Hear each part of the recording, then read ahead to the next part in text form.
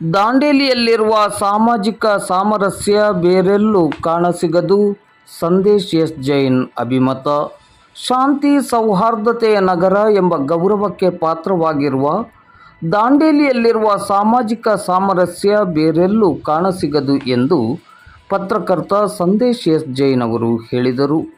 ಅವರು ಗುರುವಾರ ದಾಂಡೇಲಿ ನಗರದ ಕಾರ್ಮಿಕ ಭವನದಲ್ಲಿ ನಡೆದ ತಾಲೂಕು ಕನ್ನಡ ಸಾಹಿತ್ಯ ಸಮ್ಮೇಳನದಲ್ಲಿ ಭಾವೈಕ್ಯತೆಯ ಬೀಡು ದಾಂಡೇಲಿ ಎಂಬ ವಿಚಾರಗೋಷ್ಠಿಯಲ್ಲಿ ಸಾಮಾಜಿಕ ಸಾಮರಸ್ಯ ಎಂಬ ವಿಷಯದ ಬಗ್ಗೆ ಮಾತನಾಡುತ್ತಾ ಅಭಿಪ್ರಾಯವನ್ನು ವ್ಯಕ್ತಪಡಿಸಿದರು.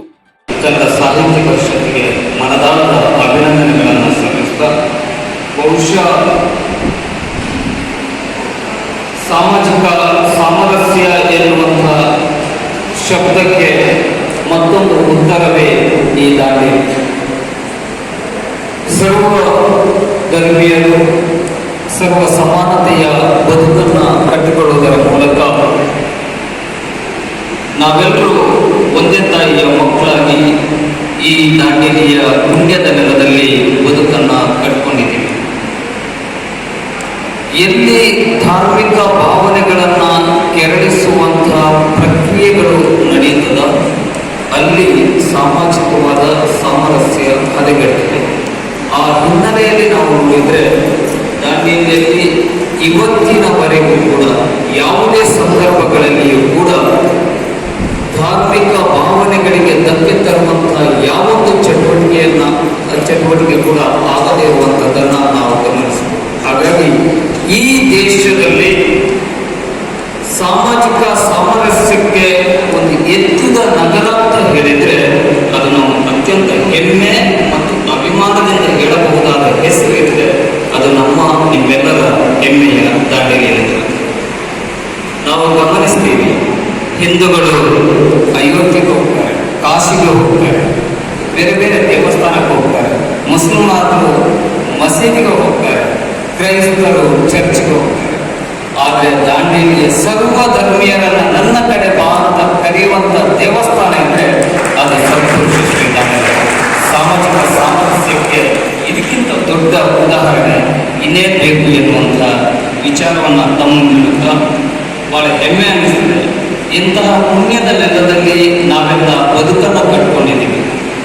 ಇವತ್ತು ಇಲ್ಲಿಯ ವಿಶೇಷತೆ ಏನು ಅಂತ ಹೇಳಿದರೆ, ಕೆಲಸ ಇಲ್ಲದೆ, ಕೈಯಲ್ಲಿ ₹1 ಕೂಡ ಇಲ್ಲದೆ, ಊಟ ತಿಂಡಿ ತಿನಸಿಗೆ ಕಷ್ಟಪಡದೆ, ಕಣ್ಣೀರು ಹಾಕದೆ ಬದುಕನ್ನು ಕಟ್ಕೊಳ್ಳಿಕ್ಕೆ ಸಾಧ್ಯತೆ ಇರುವಂತಹ ನಗರ ಇದ್ರೂ ಕೂಡ ಅದು ದಾಂಡೇಲಿ. ಯಾಕೆಂತ ಹೇಳಿದ್ರೆ ಇಲ್ಲಿಯ ಜನ ಇನ್ನೊಬ್ಬರ ಕಣ್ಣೀರನ್ನು ಒರೆಸುವ, ಇನ್ನೊಬ್ಬರ ಸಂಕಷ್ಟಗಳಿಗೆ ಸ್ಪಂದಿಸುವಂತ ಮನಸ್ಸಿನ.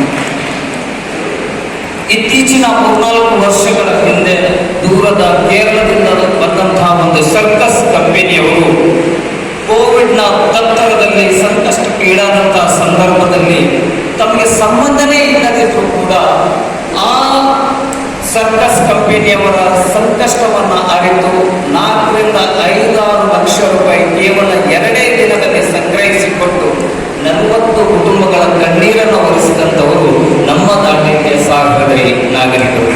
ಹಾಗಾಗಿ ದಾಂಡೇಲಿಯಲ್ಲಿ ಇಷ್ಟು ದೊಡ್ಡ ಸಾಮಾಜಿಕವಾದಂತಹ ಸಾಮರಸ್ಯ ಇನ್ನೊಂದು ಬೇಕೇ ಎನ್ನುವಂಥ ವಿಚಾರವನ್ನು ವ್ಯಕ್ತಪಡಿಸುತ್ತಾ ನಮ್ಗೆ ಬಹಳ ಹೆಮ್ಮೆ ಅನಿಸ್ತದೆ. ಮಾರುತಿ ನಗರದ ಅಬ್ದುಲ್ ಎನ್ನುವಂತಹ ನನ್ನ ಗೆಳೆಯ ಟ್ರಕ್ ತಗೊಳ್ತಾರೆ. ಆ ಟ್ರಕ್ಕಿಗೆ ಶ್ರೀ ಗಣೇಶ ಅಂತ ಹೆಸರು ಬರಬೇಕು. ಸಾಮಾಜಿಕ ಸಾಮರಸ್ಯಕ್ಕೆ ಇದೆಂಥ ಉದಾಹರಣೆ. ಶ್ರೀ US ಪಾಟೀಲ್ ಅವರು ಬಸವಣ್ಣನ ಭಕ್ತಿಯ ಆಧಾರ. ಇದೇ US ಪಾಟೀಲ್ ಅವರು ಪಟೇಲ್ ನಗರದ ಮೊಹರಂ ಕಮಿಟಿಯ ಅಧ್ಯಕ್ಷರಾಗಿ ಆ ಮೊಹರಂ ಮತ್ತೆ ಅಲ್ಲಿಯ ದರ್ಗಾ ಕಮಿಟಿಯ ಕಾರ್ಯಕ್ರಮವನ್ನು ಅತ್ಯಂತ ಶಿಸ್ತುಬದ್ಧವಾಗಿ ಅತ್ಯಂತ ಎಲ್ಲರನ್ನ ಸಂಘಟಿಸಿಕೊಂಡು ಆ ಕಾರ್ಯಕ್ರಮವನ್ನು ಮಾಡ್ತಾರಲ್ಲ, ಇದಕ್ಕಿಂತ ದೊಡ್ಡ ಸಾಮಾಜಿಕ ಸಾಮರಸ್ಯ ಹಿಂದೆಲ್ಲಿ ಕಾರಣಕ್ಕೆ ಸಾಧ್ಯ. ಬಂಧುಗಳೇ, ನಮ್ಗೆ ಬಹಳ ಹೆಮ್ಮೆ ಅನಿಸ್ತದೆ.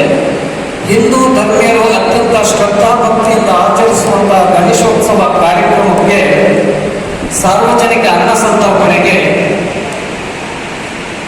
ಶೇಖ್ ಅವರ ಅಂಗಡಿಯಿಂದ ಅಕ್ಕಿ ಬೇಕು, ಇನ್ನೊಬ್ಬರ ಅಂಗಡಿಯಿಂದ ಬಾಳೆಹಣ್ಣು ಬೇಕು, ಪೂಜೆಗೆ ಮುಜಾವರ್ ಅವರ ಫ್ಲವರ್ ಸ್ಟಾಲ್ನಿಂದ ಹೂ ಬೇಕು. ನೋಡಿ, ಎಲ್ಲಿಂದ ಎಲ್ಲಿಗೆ ಅಮರ್ ಅಕ್ಬರ್ ಅಂತೋನಿ ಉತ್ತರ ಆ ರೀತಿ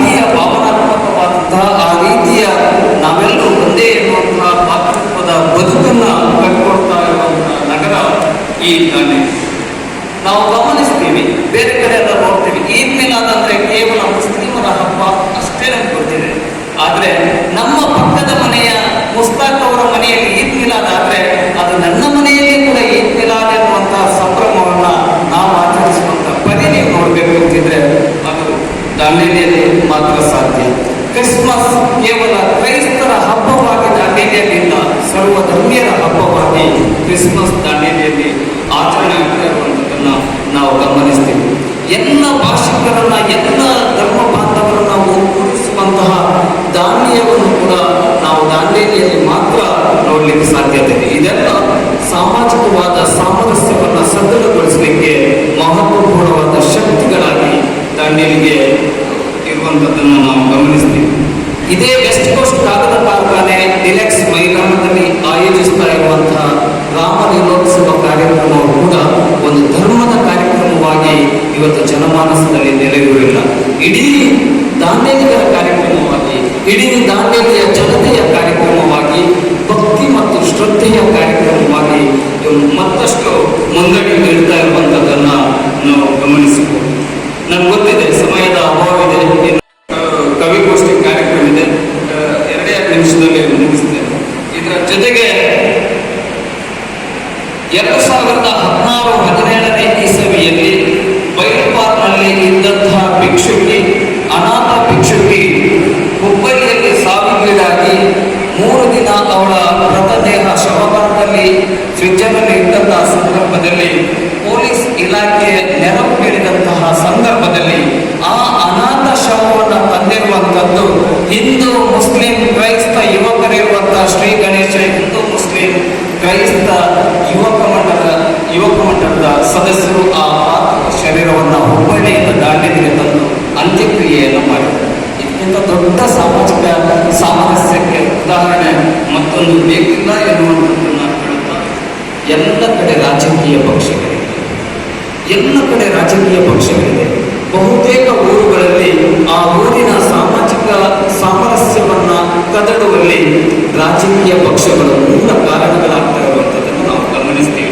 ಧರ್ಮದ ವಿಚಾರದಲ್ಲಿ ತೊಡಕು ಹಾಕಿಯೋ ಅಥವಾ ಇನ್ನೊಂದು ವರ್ಗದ ವಿಚಾರವಾಗಿ ಏನಾದರೂ ಕಂದಕವನ್ನು ನಿರ್ಮಾಣ ಮಾಡಿ ಅಲ್ಲಿ ಸಾಮಾಜಿಕ ಸಾಮರಸ್ಯಕ್ಕೆ ಧಕ್ಕೆ ತರುವಂತಹ ಚಟುವಟಿಕೆಗಳನ್ನು ಗಮನಿಸ್ತೀವಿ.